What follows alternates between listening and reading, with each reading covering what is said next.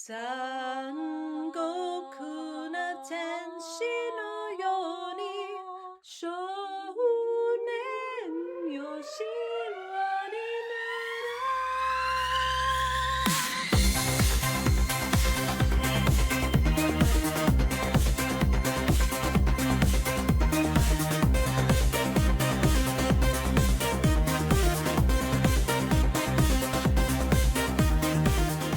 Greetings, cult members, loyal subscribers, and casual viewers alike. Today we're going to get into part 2 of the session 5 tapes.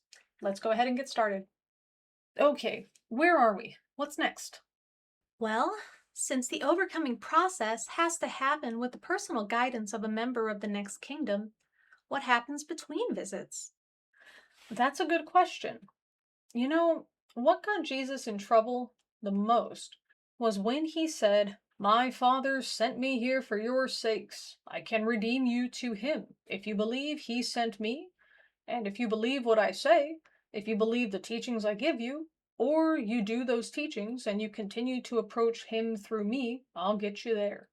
Or he'll get you there through me because he has appointed me that task." It's like he has assigned a midwife, or he has assigned a nursemaid, a tutor, someone to help you through that. That seems to be the pattern, certainly in this age. He certainly did that in Jesus' time, and that's certainly what caused Jesus to find himself on the cross. I've got to skip to another topic here. Okay. Why? You have the students keeping you on track because you don't want to write a script. So the student asks you something and you say, "Okay, after this paragraph, listen, let's switch topics, okay?"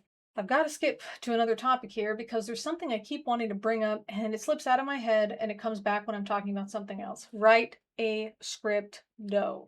So I'm just going to slip out and talk about it. I heard a pretty prominent television minister not long ago say that if Jesus did not resurrect, literally, physically, actually resurrect from an honest to goodness dead state from that tomb after having been on the cross, if that miracle of a resurrection from the dead did not occur, then everything in Christianity is a farce. That appalls me. I can't identify with that kind of thinking at all. That's certainly not of our Father's kingdom. I mean, as far as I'm concerned, Jesus was no less who he was, his truth was no less what it was, his heavenly Father was no less than who he is. Even if Jesus merely staged that event to try to help them symbolically understand that if you follow the truth, death is overcome. You aren't dying.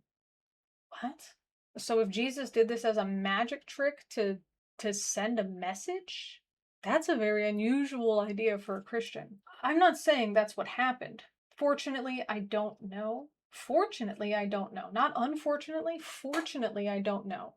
So I guess Doe is saying if Jesus really did get crucified, he actually died, he actually rose again. Cool. But that's not what needed to happen. He could have just played a trick on everybody and got them to believe that's what happened because it still sends the same message. Okay. But what I do know is it doesn't make a hill of beans, which the case was. You're on the wrong track if you're staking your relationship with the truth that came from our Father's kingdom on the basis of, if he didn't die on the cross, I mean dead, so that any present day doctor could have said, he is dead, dead, dead. And then he comes back to life and he rose and here he was. If that didn't happen, then all that was a lie? Okay, I do kind of see what he's saying, that Jesus' message was the important part, not the resurrection. The resurrection could have happened, maybe it was staged. Either way, that doesn't discount the message that he's trying to offer. I say you don't know what he was all about. You don't know the truth that he had to offer. You don't know his purpose in being here, because that illustration had relatively very little significance to his purpose here. His purpose was, as he told his disciples, go teach the truth, give out the good news about the kingdom of heaven. It's at hand. In other words, you can get to the kingdom of heaven if you follow me. Now, we've been talking about the last days, meaning the last days of this age. There's another way of looking at this, and that is that these can be your last days, even if they aren't the last days of this age. What is your concern? Do you want this to be your last days in the human kingdom? Or are we, out of fear of it being the end of the age, motivated to try to clean up our act and overcome the world? Wrong motivation. I mean, we can take advantage of it, maybe. If it's a negative, if we do fear it, it can help us. But that's not the point. The point is, if the kingdom of heaven visits you in any form, or sends a representative and gives you a gift of the opportunity, a gift of life, a gift of eternal life. If you but do it, follow that shepherd. What? Let me do that again. The point is, if the kingdom visits you in any form, sends a representative, gift of life, if you but do it. I'm thinking what it says, I think the phrasing is a little funky.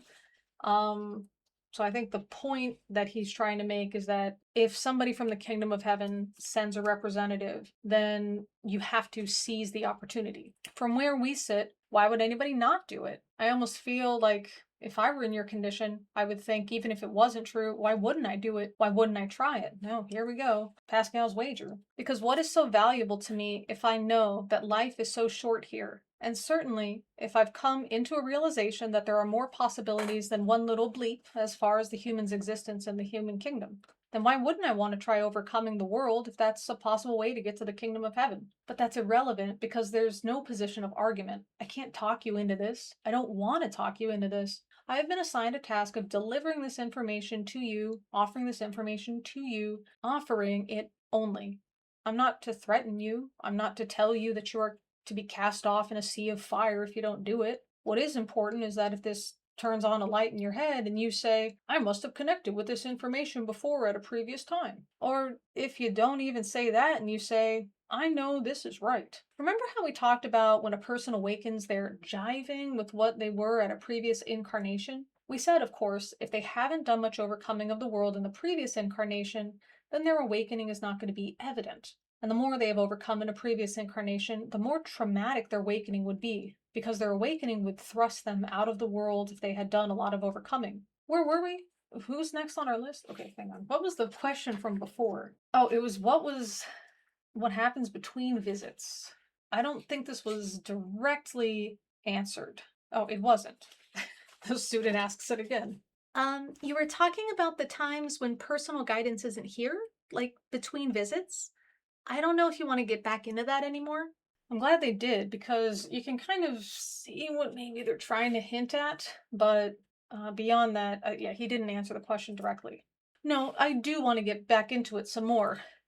When the kingdom of heaven has someone present to offer that to you, then you have to be braced for what is ahead of you. And we have saved this to begin this talk in session 5 because it gets a little sticky. I mean, we've talked about only one aspect of it that is a little sticky, and that aspect happens in the relationship with the flesh's body's family as we separate from that family and how difficult that adjustment is. You know, when Jesus was here, we just talked about it a moment ago, those who followed him because of how their neighborhood, their structure, their families, the world around them was so upset by the fact they did follow him, and some of the truth that what he said was so blasphemous that it found him being crucified. Then, after he left, those disciples were true to his teachings to the best of their ability, and the truth was not very diluted for the remainder of their existence here. If you know your history books, you know that most of the disciples, if not all of them, were martyred. Oh my goodness. Somebody call apologia. There's some debate as to John. Maybe John is an exception, the one who supposedly wrote the book of Revelation. Now, I'm not saying prepare yourself for martyrdom, but I am, in a sense, saying prepare yourself for a difficult task if you come this way, if you choose to come the way of overcoming. We've talked about how this information is available to you. It's like a door that is open for a brief time, and then that door has to close. Back in 75, the door was open for the classroom for about a 9-month period. In other words, there were meetings held and there was a talk to the public for about a 9-month period. And that was in 1975. And from that time until now, it's been silent. Silent. Here it is again with these sessions, that door is opening for a brief period of time. Why a brief period of time? That's what I'm trying to explain. When I explain to you what happened to Jesus and what happened to his disciples. As soon as Jesus left, and certainly by the time his disciples left, in order to survive, the churches that continued to try to teach Jesus' teachings could not carry them out. They had to compromise them in order to survive, because the world out there would have responded too negatively to people continuing to break from their human plants, separate, become grafts unto an heavenly vine, and not exist in the world. Therefore, I'm saying to you that in that time that we offer this information, it's short. We're not going to continue to hold these sessions for some time. We'll see where this goes, but I would suspect that we might have 6 or 8 or 10 or maybe a dozen sessions at the most. And where it will go from there, or what shape it will take, I've not yet received any instruction. But I do know that the door has to be briefly opened and that you must respond to it in that brief period of time. Beyond that, you won't be able to find us unless the world somehow or other media forces us into a circumstance that would be easier for you to find us. For instance, the media might tell you that we're in such and such a jail or we're confined in such and such a nut house. So this is really manipulative. That hey, we only did this back in 1975 for 9 months. We're only going to have a few sessions here, and then that's it. And the coming of the end of the age is at hand. This is going to be the last chance you get to join us. So if any of this sounds like it could remotely be interesting to you, join us now. This reminds me of when I'm trying to buy something and suddenly there'll be a sale, and the sale will only last for 2 hours. It's really, really pressuring you to purchase it. And I know this thing isn't actually on sale. I've purchased it before. It's the same price as it was last time. But every time I try to buy the thing, it's always on sale, but only for the next 2 hours. You better hurry up and purchase it. If you buy it now, then it'll come the next day by 7 a.m. Or if you buy it now, you don't have to pay for any shipping costs, or you can get same day delivery, but you have to buy it right now within the next 2 hours. And there's like a countdown in red, just manipulating you to buy it. And I always have to tell myself, no, no, no, no, no. I don't need to buy it right this second. Do I need it? Do I not need it? Am I out? Do I need more? Can I wait? Because this sale doesn't really exist. It's just the impression of a sale to manipulate me into purchasing because it gives you the sense that there's only a brief time to do it. In the same way, it is interesting that they went this route with this question about what do you do between visits from a member of the next kingdom. It's not talking about that. Instead, he's talking about, no, no, no, we are here, but you can only talk to us for a brief time. They're not talking about like the 2,000 years between when the one who inhabited Jesus came in Jesus' body and then the one who inhabited Jesus is here again in the body. I think it was T's body, not Doe's body. So that was the 2,000-year period. That's what the student is actually talking about. You were talking about the times when the personal guidance isn't here, like between visits. And then Doe just goes right back into, you got to join now because we're here now. You better join now. That's it. We're only going to have a few sessions and then that's it. You'll never be able to find us unless something weird happens. That's not the question. That's just manipulation. I wonder if he is going to answer it at all. The idea that I was piecing together before the student asked the question again, and I said, they kind of answered it. It's sort of the idea that because the world sucks and you reach out, you try to find God. If God answers, you can get on the road to overcoming. And then when you die, when you come back into another vehicle, you will awaken eventually and you'll continue the process of overcoming. And you basically keep doing that on your own until you are restarted at such a time when there are new members that are ready to guide you or to instruct you in a classroom setting. That's the answer that I think the student is trying to look for, trying to get Doe to speak about. And instead, he's totally ignoring this question. And he's just saying, yeah, we are here. So join us. I want you to be sure, in case you wondered, that no group of individuals on the face of the earth tries harder to live in accordance with not breaking any rules of the world, not doing anything illegal the world would find fault with us, whether it's the IRS or any other legal aspects of the world. I'm going to let you in on another secret, and we'll come back to this. I'll let you in on just a little personal history of the two of us. Okay, so this is even further away from the question. Oh my goodness. Doe, what the hell?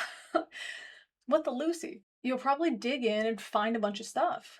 If you do hear from the media, I'll tell you now, about 80 or 90% of it is totally inaccurate. But I don't say that in defense. You believe what you want to believe. T and I, as individuals at the beginning, were very, very moral individuals in our own standing. We felt like we were moral people. We felt like we lived very correctly as far as how to treat our families, how to treat our neighbors, how to abide by the law. I could remember if I even had a friend that smoked a joint and pot was illegal, I'd have wanted to stop having anything to do with him because he was doing something illegal. So we were that preoccupied with trying to live in a way that wouldn't upset the world of Caesar, so to speak. I mean, when Jesus said, give to Caesar what belongs to Caesar, it's the same thing. In leaving this world to go to our Father's kingdom, you try the best you can to not make a mess of the world that you're leaving. That's nice, at least. Yet, in spite of it, sometimes we make a mess. And I'm going to let you in on a mess that I made when T and I were awakening. Okay, this is kind of juicy. Come to find out when we read it, it's totally boring.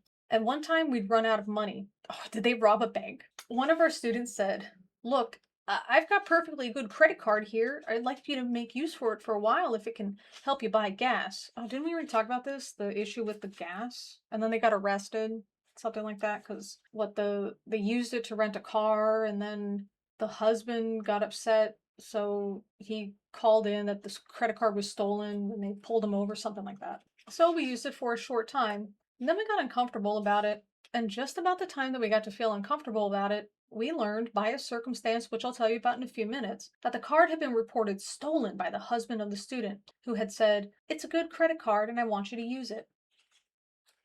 Things were happening at the home of that student that we weren't aware of. In our naivete, we thought, well, thanks a lot. We'll buy a little gas with this credit card for a period of time. Another thing that happened is that T and I were in St. Louis at midnight when the comet Kohoutek came along, and our car, the little old dumpy car that we had reduced ourselves to, died. When we left the world, we both had shiny new cars, and we wore them out. One we left to be repossessed because our heads were so captivated by what we were doing, we knew that we couldn't take the responsibility for it. We couldn't even stop to think about it. And here we were in a snowstorm in the middle of the night in St. Louis, as I said, the night Kohoutek came. And I had a credit card of my own in my pocket that we knew that was good. We hadn't used it, and it was in good standing. I pulled out the credit card and I said, "Look, let's rent a car. Let's have faith that the bill will be taken care of and we'll get on our way, and we won't just be stranded." Here we are. We've got no car at all and hardly any funds for donuts. So we rented this car, and then we went on. Now you can say, what were you doing?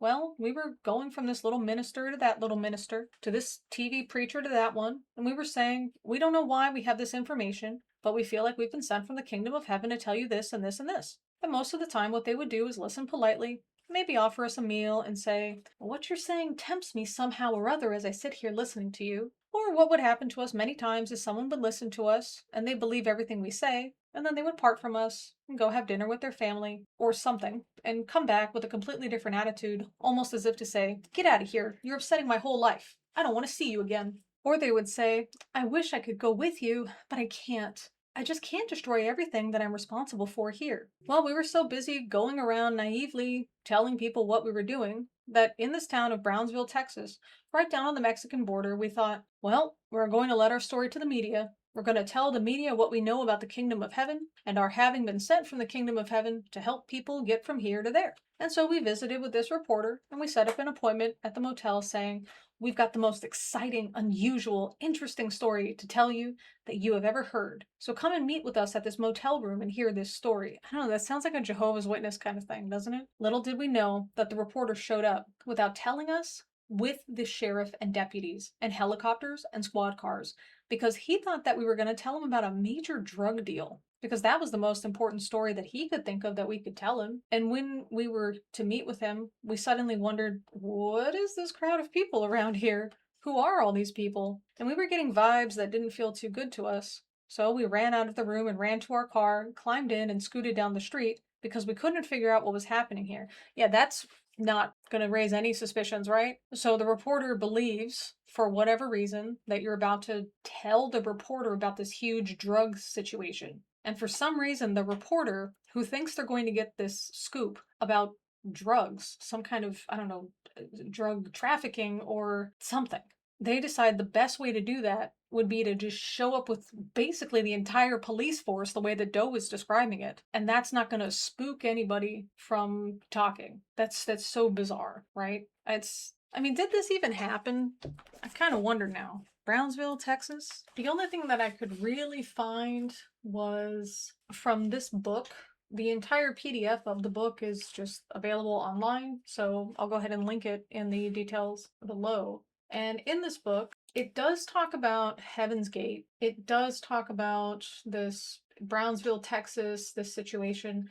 However, it's from Doe. So it says Doe reported the reaction of Applewhite and Nettles to their encounter with the law enforcement, and they just talked about this was horrifying and oh my gosh, we have been in jail, and so this is going to ruin our credibility. And all the references that it has at the end of these sections. So they show the references where they got the information. It's all from Doe. And in fact, it's all from the 88 update in how and when Heaven's Gate may be entered, and then it talks about where. So again, this just seems suspicious. Basically, what happens is they escape, and as they're escaping, cops think this is suspicious behavior, so they run the plates, and that's how they get caught. But this idea that a reporter is going to meet with them, and that the reporters, for whatever reason, thinks this is about drugs, and the smartest thing the reporter thinks is to very obviously show up with the drug task force of the local Brownsville police department, scaring them away, and that somehow they were able to drive away and nobody stopped them. It's so bizarre. It just does not sound realistic. Next thing you knew, the helicopter came in on us with the megaphone and was saying, "Pull off, pull off." I don't know what they were saying. We were scared to death. Then we pulled off, and someone from the sheriff's department got in the car and said, "I want to see your ID." And then they said, "Well, we don't know what we've stopped you for, but we'll tell you in a minute." Okay. I mean, I guess they're glad body cams didn't exist. What they stopped us for was because they couldn't figure out why we were running. Because here they were at the motel with a reporter, and so they were just holding us while they were trying to figure out what they were holding us for. In the meantime, they did a check on the license plate on the car that we had rented. And yes, we had held that car past the point that it should have been returned, though we had written a note saying to the charge card company and to the rental office, "Don't worry, we'll return the car soon and the bill will be paid, and we'll take good care of the car." Okay, so they left a note. They wrote a letter saying, "I know it seems like we've stolen the car, but I swear we'll take care of everything." Okay. No wonder. I don't know why they thought this was a scam. Don't know why they reported the rental car as stolen. You can say that was really stupid and naive. Okay, so don't knows what we're gonna say. All right. Yes, but we were so captivated with our task that we had blinders on to Caesar's world. We were so caught up in our father's world and convinced that our father wouldn't let anything happen to us, that the bill would be paid, and that we didn't have to worry about it. So what happens? We get thrown in jail because of the process of doing a search on us. They learned that T's name had been turned in for possession of stolen credit cards. The credit card I mentioned to you earlier that someone had given us. And they had just neglected to remove that charge when we didn't use that card. It was an old charge, but it was still on the books. The student by that time had returned home to husband many months prior to that. While we were held in Brownsville jail, they checked that out and that they found the charges had been dropped on the credit card. But in the process, they moved T to another jail closer to the court where the credit card charge would come up if it was still an active charge. And they moved me to St. Louis.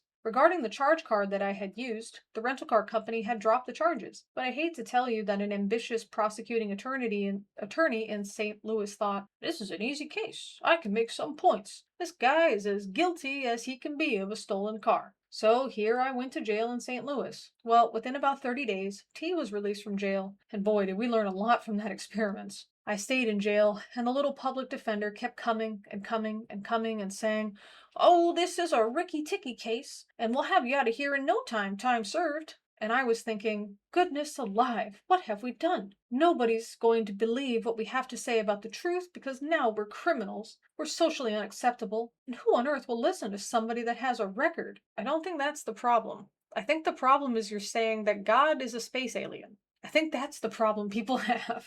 And the little public defender came in and said, "It's Christmas time, and I think the judge will release you on time served if you'll plead guilty, and then we can get you out in a hurry." I'd been here 6 months when my case went before the judge, and I was sentenced to 4 months. So, they owe me two, in a sense. I mean, as far as I'm concerned, I was in there two beyond my sentence, but I didn't get any credit for it. I'm teasing. But the point I'm making is that T and I didn't want anything that could be questionable because we didn't want a bad light shed upon our credibility if we had this truth to offer. But the fact that Lucy came in to see that we were so quickly discredited and acted as insurance for our continued separation for the world. We had a new rule now. It was, how tight can our rules be to not again be questioned as far as legality or to not get into circumstances like this? Oh, I'm sure if they want to find fault with you bad enough, they can find it or make it up. I'm sure the design has some loopholes that they could find fault if they wanted to badly enough, but I'm telling you how, and Jesus taught this,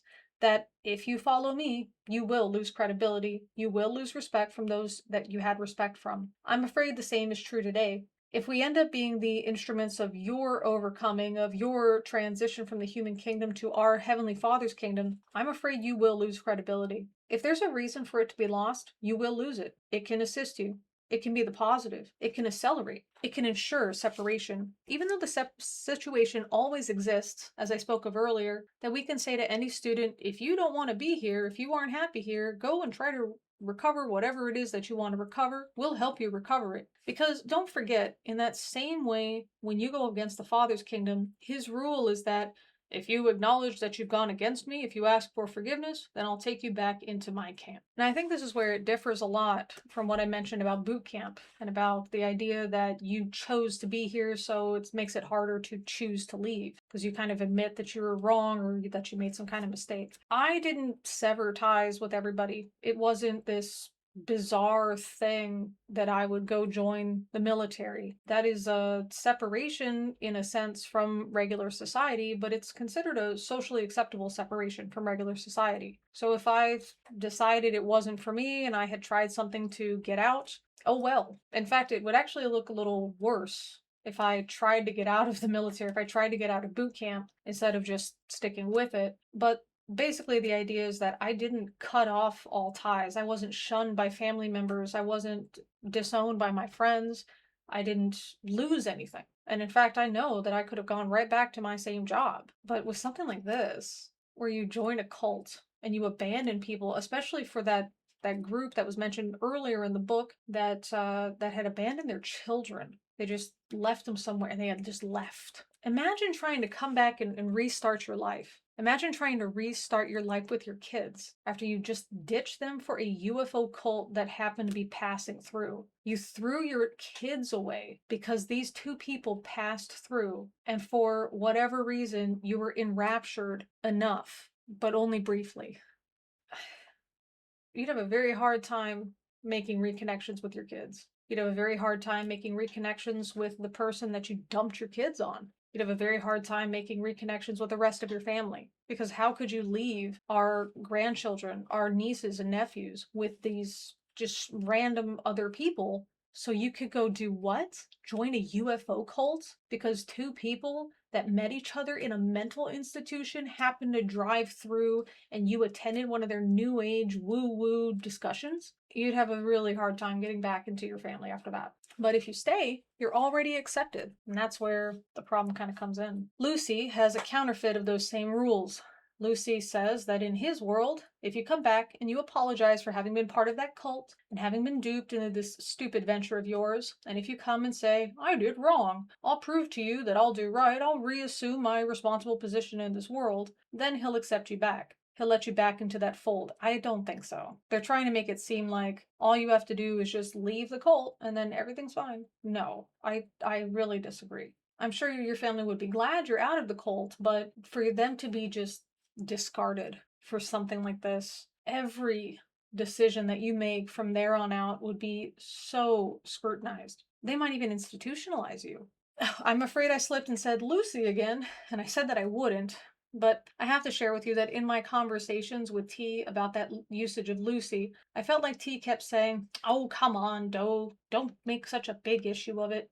If anyone named Lucille or Lucy hears you do that, they can take it in the right way. So I'm not sure that every time I use it, even though I'll try not to, that I'll bother to correct it because I'm going to assume that it only applies within the context. There's certainly nothing wrong with the name Lucy. Even Lucifer was a prince of light or son of light. The name was a beautiful name. It's the individual that went awry that had that name. Now, okay, who's next? Where do we go on to the next question? Notice he didn't answer the other question. The question was basically, hey, in those time periods when there are no members of the kingdom of heaven here, what happens? How do we prepare? How do we know? How do we know we're on the right track, etc.? And instead he goes on this side quest nonsense. And then the Lucy thing. If I've seen it right, I think we've covered the questions on our first list. So if it seems right, would we go on to some of the questions we had about overcoming? Okay. Is overcoming a moral thing? Or is it a behavioral difference between the two kingdoms? I'm glad you asked that. I want to be sure that our listener understands what this question is. She says, Is overcoming a moral thing? What we mean by this is it right to do this? Is it wrong to do that? From a moral point of view. Well, the first illustration that comes to mind is our classroom. Frequently, every element that we use that can be used as a tool in overcoming, every element that has been given to us, we use as a tool in overcoming. Let's take consuming or food or diet as an illustration. We've used every diet in the book that you can think of. And for the period of time that we're using a particular diet, we do it seriously. We'd really think, this is a super diet. We used a vegetarian diet. We used a fruitarian diet, not just for a few days. We were vegetarians for a long, long, long time. We were fruitarians for a long while. We did water fast for an extended period of time. We've done juice fasts. We've done Hippocrates' diet. We've done Gerson's diet. We've done so many diets that, we ran out of books to diet too. And while we were using each of them, we were devoted to it. We tried testing this and testing that. But we began to realize that what we were really doing was liberating ourselves. We were liberating us from our own likes and dislikes. So it wasn't that this was the right item to consume and this was the wrong item to consume. But by not consuming something that we really were hooked on and consuming something that we didn't particularly like helped liberate us from our likes and dislikes. And that happening again and again and again. So the path of overcoming almost eventually works itself into a path of follow the leader more than a path of overcoming. Because it's not necessarily this is right and this is wrong, though it may be more right than something else because it's more healthful. Eventually, it seems that everything we consume has a degree of unhealthiness to our vehicle. Well, here those cards go. There's that 10-second one. I don't know where this hour has gone, but we'll see you in our next session as we get into overcoming. Okay. So one thing that I think they should have done is they should have given more of those cards to signify, hey, this is how much time you have left. If Doe would know, maybe at the halfway point, hey, 30 minutes, he might realize, I've talked a lot about something and I actually didn't answer all the questions I wanted to get to. He might have some idea in his head that there's 5 questions, so I need to devote roughly 20 minutes to each one for this hour, maybe 15 minutes just to be on the safe side. And he realizes maybe he's talked for an entire half hour about one question, and now he's thrown the whole thing off. This might have helped him stay on track a little bit better if he didn't want to do his script. The other part is that he participated in writing those questions. He knew what the questions were going to be, he just didn't commit them to memory, and also asked the student so it can be sort of an interactive kind of classroom type of session that he wanted to present to the viewer of the VHS tape. So the weird part to me is that he not only got off track when he was asked about what happens when there are no representatives from the kingdom of heaven. He gets off track. He asks again, hey, what was the question? Did I cover everything? The student asks the question one more time, and he proceeds to not answer it in an even more bizarre way. He goes down this track of talking about the credit card issue with this vehicle that they had rented. If you know this question is going to be there, why don't you already have something a little bit prepared in your head? As you're putting these questions together, kind of think, okay, these are the main points I want to touch on. Maybe he felt he didn't need a script because he's talked about this for a long while. He mentioned that this particular classroom had been together for 16 years. So maybe he felt he didn't have to write a script because all the notes were in his head, which is fine. But none of those notes came out in that that question that was asked twice. I don't know why I keep giving notes or tips or pointers as feedback because it's not like Doe is still around to take them. But that is my feedback for this. It is still all over the place. And that I think is really interesting. Because I don't think we're going to believe in any of this theology. I wanted to know about the Heaven's Gate theology, but I also thought this would be a really good insight into how Marshall Applewhite thinks. And maybe that could, I don't know, give some answers or ideas about how cults form or something. Just out of curiosity,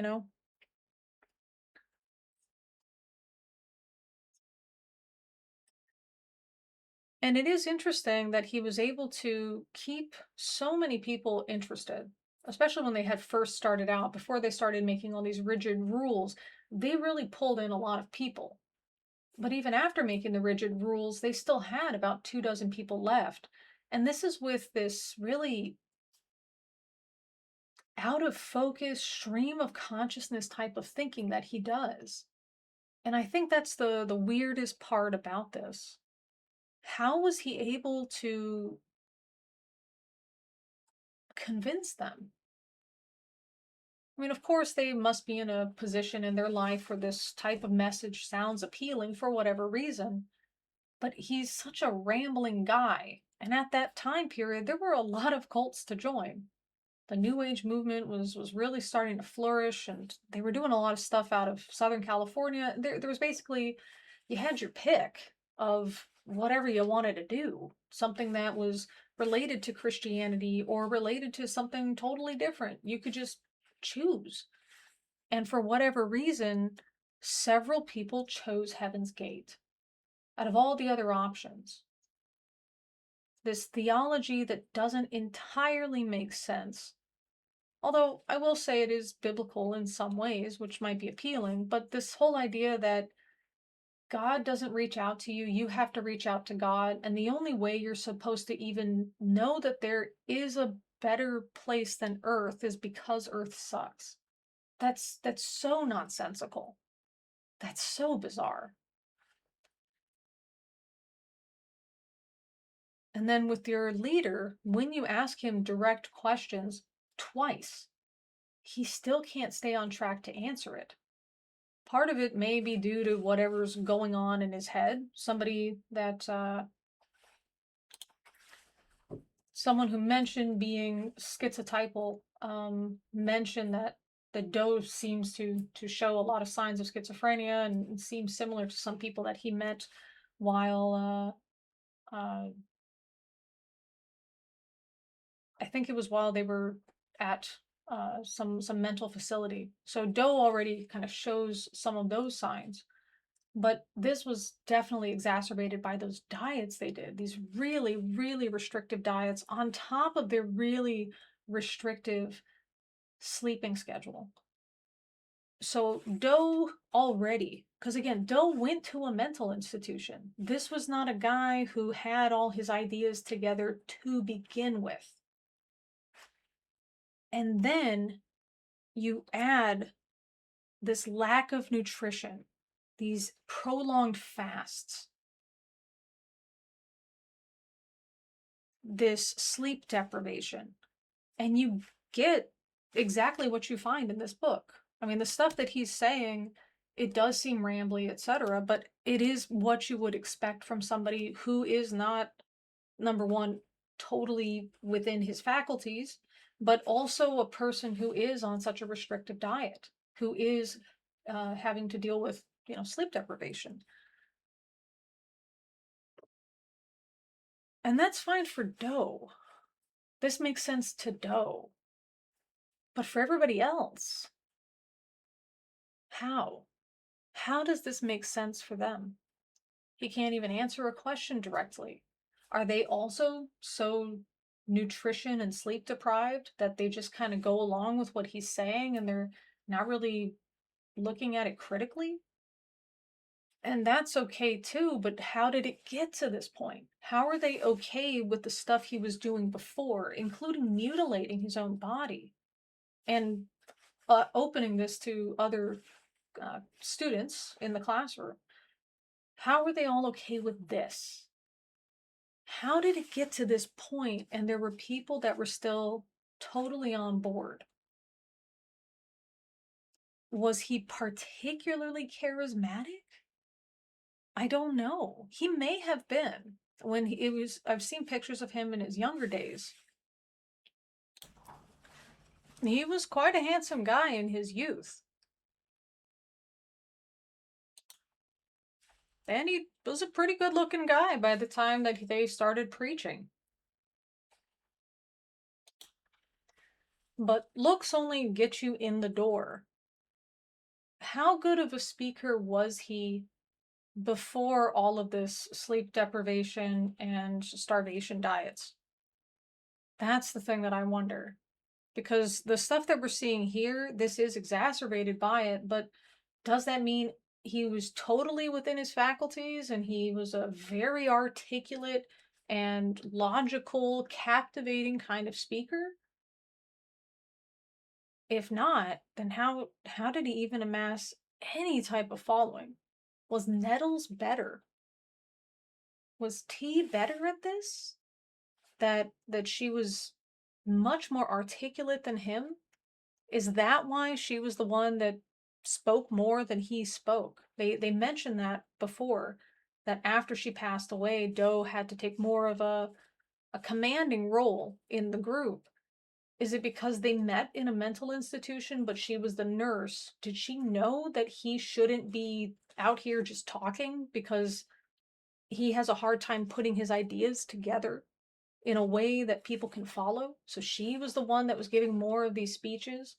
She was the one that pulled people in, and by the time that she passed away, the people that were going to stay were already going to stay.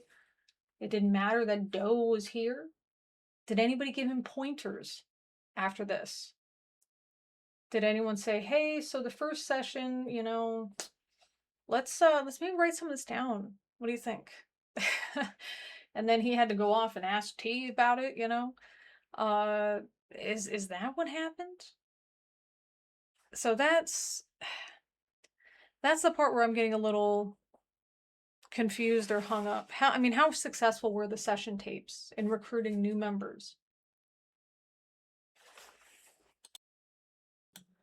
I was able to find one of the session tape for session 5.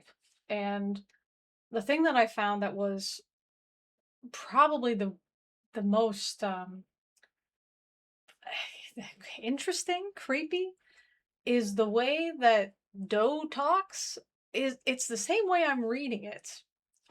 This is the part where he's bringing in this topic that keeps slipping his mind, and he's talking about that very popular television minister.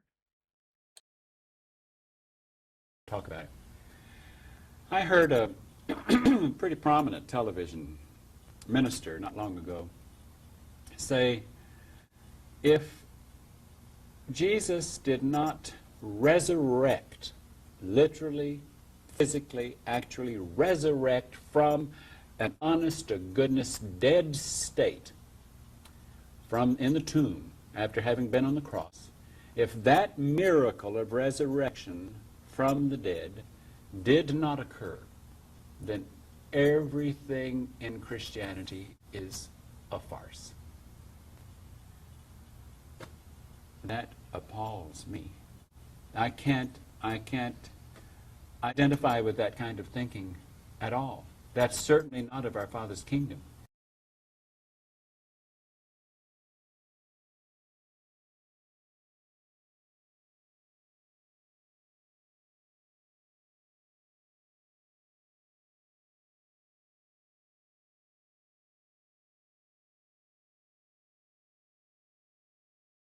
It doesn't matter whether, you're on the wrong track if you're staking your relationship with the truth that came from my Father's kingdom on the basis of, if he didn't die on the cross, dead, so that any present-day doctor would have said he is dead, dead, dead, and then he came back to life and rose, and here he was, then if that didn't happen, all that was a lie, I say you don't know what he was all about.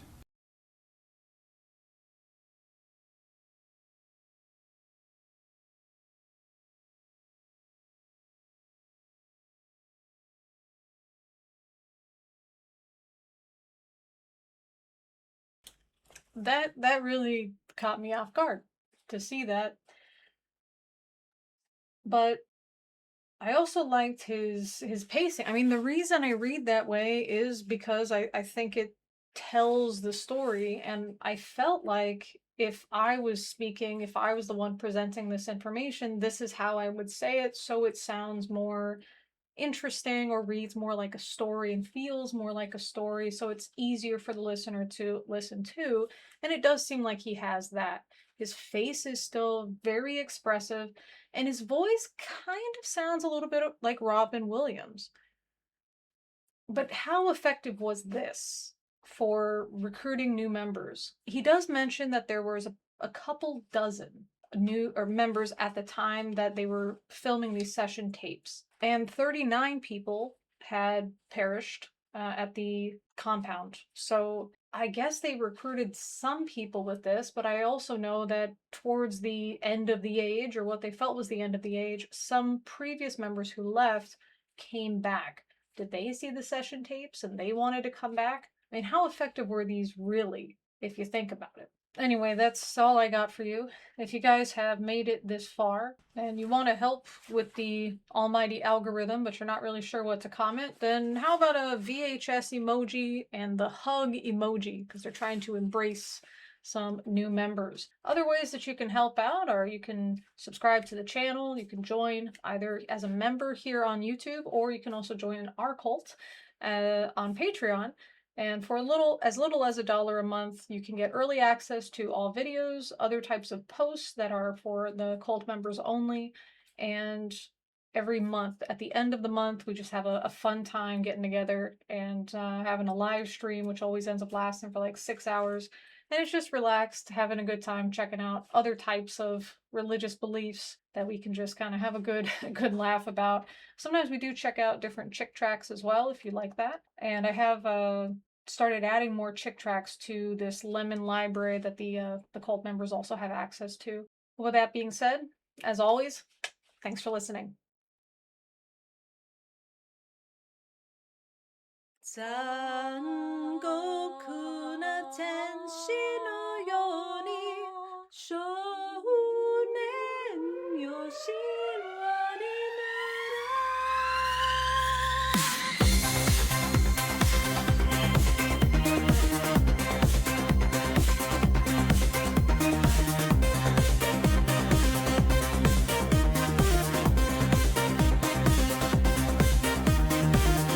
If you're ready for next level, there is no other time. Join us on a spaceship, leave this world behind. Make sure you are ready, make sure you say goodbye. We'll see you in the kingdom, there is no need to cry. It's time for the countdown. 10, 9, 8, 7. It's time to take the drink. 6, 5, 3. Tie the bag over your head. 1, lift off after your vibrates. It's time for the countdown. 10, 9, 8, 7. It's time to take the drink. 6, 5, 3. Tie the bag over your head. 1, lift off after your vibrates.